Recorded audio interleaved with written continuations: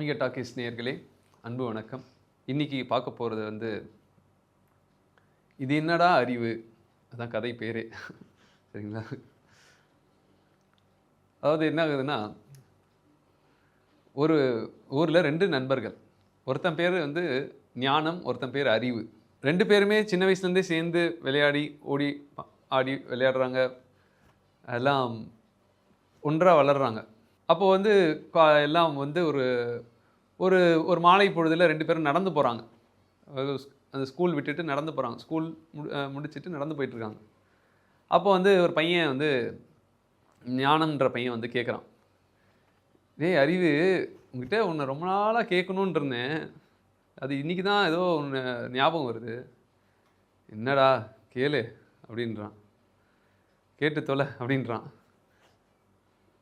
சரி, அறிவு, அறிவுனா என்னடா? அப்படின்னு கேட்குறான். நல்லா கேட்டப்போ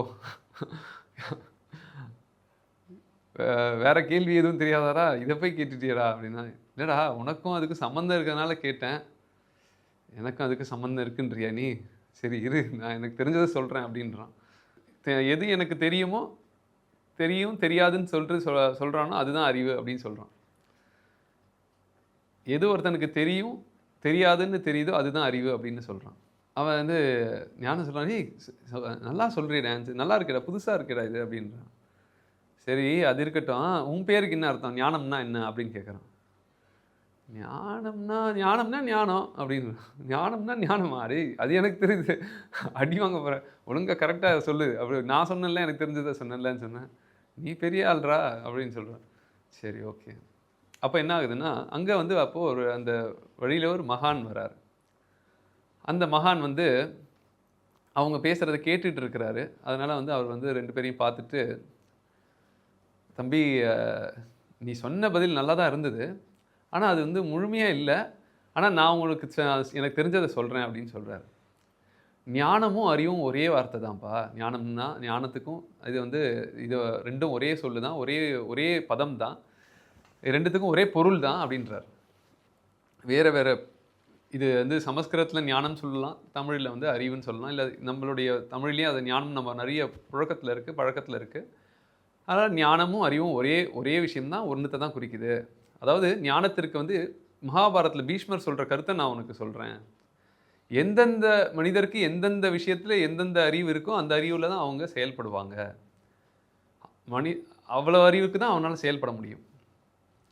ஆனால் யாருக்கு நிச்சய புத்தி இருக்கோ அறிவுல, அவனால தான் தெளிவா வாழ்க்கைய பார்க்க முடியும். அந்த அதுதான் தெளிவான அறிவு அப்படின்னு சொல்றார். நீ என்ன சொன்ன? எது தெரியுமோ, எது தெரியாதோ தெரிஞ்சிருக்கவன் தான் அறிவுன்னு சொல்ற. அது சொன்னா அது அது அது கரெக்ட்டு தான். ஆனா, எது தெரியணுமோ அதை உறுதியாக தெரிஞ்சிட்டு இருக்கிறது தான் ஞானம், அறிவுன்றதோட விளக்கம் அப்படின்றத மகான் சொல்றார். இதற்கு நான் ஒரு கதை சொல்றேன் உங்களுக்கு. அது என்ன ஆகுதுன்னா, அப்படின்னு சொல்லிட்டு அந்த மகான் சொல்றாரு. ஒரு மனிதன் பாராசூட்ல பறக்கிறான். மலை மேல இருந்து. பறந்துட்டு இருக்கும்போது என்ன ஆயிருதுன்னா, திடீர்னு அந்த பாராசூட்ல அவன் வந்துகிட்டே இருக்கான். நல்லா தான் வந்துட்டு இருக்கான். திடீர்னு ஒரு காத்து பயங்கரமா அடிக்குது. அடிச்சதுல அந்த பாராசூட் அலைப்பாய்ந்து வயல்ல போய் விழுது. விழுந்த உடனே வயல்ல விழுந்த உடனே அந்த பாராசூட்ல இருந்தவர் கீழ விழுந்துட்டு எந்த இடத்துல இருக்கோன்னே அவருக்கு அடையாளம் தெரியல. தெரியாத போது அங்கங்க சுத்தி சுத்தி பார்க்குறாரு. அப்புறம் "என்னடா இது? எந்த காட்டுல விழுந்தோம்? எங்க இருக்கோன்னே தெரியலையே ஆண்டவா!" அப்படின்னு இருக்கிறாரு. விழுந்ததுல வேற அவரால எழுந்துக்கவும் முடியல. சரி யாரையாவது உதவிக்கு கூப்பிடுவோம்ன்னு பார்க்குறாரு. ஒருத்தரும் கண்ணு கெட்ட தூரத்துல இல்ல. ஆண்டவான்னு சொல்லிட்டு பிரார்த்தனை பண்ணிட்டு இருக்காரு அவர் மனசுல.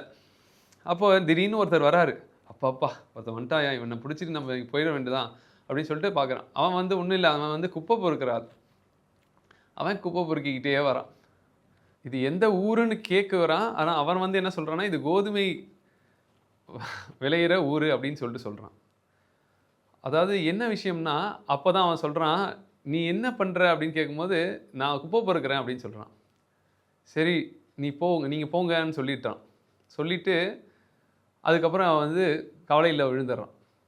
இது எதற்காக இந்த மகான் இந்த கதைய சொல்றாருன்னா, ஒரு மனிதனுக்கு என்ன அறிவு இருக்கோ அதுதான் அவனால குடுக்க முடியும். இவன் கீழ விழுந்து ஆபத்துல எந்த ஊருன்னு தெரிஞ்சுக்கிட்டா, இங்கேருந்து நம்ம போற தூரம் எவ்வளோ தூரம் இருக்கு அப்படின்னு கேட்கலாம். ஒரு படிக்காத ஆள், ஒரு முட்டாளா இருக்கிற ஆள், அவன்கிட்ட வந்து பதில் என்ன வருதுன்னா, இவனுக்கு என்ன சொல்லணுன்றது அவனுக்கு தெரியல. அதனால சரியான அறிவை வந்து யாருக்கு எந்த நேரத்தில எந்த அறிவு சரியா இருக்கும், சரியா இருக்காதுன்றது வந்து குடுக்குறவங்களுக்கும் தெரியணும், வாங்குறவங்களுக்கும் தெரியணும். இதுதான் மகான் சொல்றாரு. யாருக்கு எந்த அறிவு வேணும், வேணான்றது அந்த மனிதர்களுக்கு தெரியணும். குடுக்குறவங்களுக்கும் தெரியணும். இது வந்து அழகா திருவள்ளுவர் சொல்றார். என்ன சொல்றாருன்னா, அறிவுடைமையில சொல்றார். "அறிவு அற்றங்காக்கும் கருவி செறுவார்க்கும் உள்ளழிக்கா உள்ளழிக்கலாகா அரண்" அப்படின்னு சொல்றாரு. அறிவு அற்றங்காக்கும் கருவி செறுவார்க்கும் உள்ளழிக்கலாகா அரண் சொல்றாரு. ஒரு அறிவு என்பது ஒருவனுக்கு அழிவு வராமல் காக்கும் கருவியாகும். பகைவர் உள்புகுந்து அழிக்க முடியாத கோட்டை அது. அதாவது என்னன்னா, ஒரு அறிவுன்றது வந்து நம்மளை காக்கக்கூடியதா இருக்கணுமே தவிர, அது உபயோகம் இல்லாததா இருக்கக்கூடாது. அப்பதான் இப்ப பாருங்க அந்த கதையில என்ன பண்றான்? அந்த வழி சொன்ன வந்து எங்க இருக்குன்னு கேட்டதுக்கு, கோதுமை வெ விளையிற ஊர்ல இருக்கேன்னு சொல்லிட்டு சொல்றான். அது அவனுக்கு அந்த அறிவு பிரயோஜனமே இல்ல. பாராசூட் மேல இருக்கேன்னு சொல்றான். அதுவும் பிரயோஜனம் இல்ல. அவனுக்கு தேவை என்ன? இது எந்த ஊரு பேரு தான் தேவை. அதாவது அவனுக்கு என்ன அறிவு இருக்கோ, அந்த அறிவ தான் அவன் குடுத்துட்டு போறான். அதனால நாமும் நமக்கு என்ன தேவையோ அந்த அறிவை தான் நாம் சேகரிக்கணும். அந்த மாரி ஆட்களோடையும், மனிதர்களுடையும் சூழலில தான் நாம் இருக்கணும். தேவையில்லாத அறிவை நாம் சேகரிப்பதை அது தவறில்ல. தேவையில்லாதது அப்படின்றது தான் இங்க வந்து அதை குடுக்கவும் கூடாது, அதை நாம் எடுத்துக்கவும் கூடாதுன்றது தான் இங்க வந்து இந்த கதையில நம்ம தெரிஞ்சுக்கணும். சரிங்களா? மீண்டும் மேல கதைகள நம்ம அடுத்த இதில பார்க்கலாம். நன்றி, வணக்கம்.